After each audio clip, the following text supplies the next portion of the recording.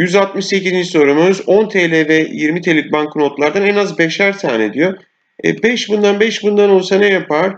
Buradan 50, buradan çarptığımızda 100. 150 lirası var zaten. Geriye toplam banknot sayısı 40 ise 30 tanesi kaldı. Az olsun istiyoruz. Az olması için 10 TL'liklerden kullanalım bunu. 300 TL de buradan gelir. 150 TL'miz var. 300 TL daha eklediğimizde toplam ne kadar biriktirmiştir? En az tabii ki 450 TL biriktirmiştir. Doğru yanıtımız B seçeneği.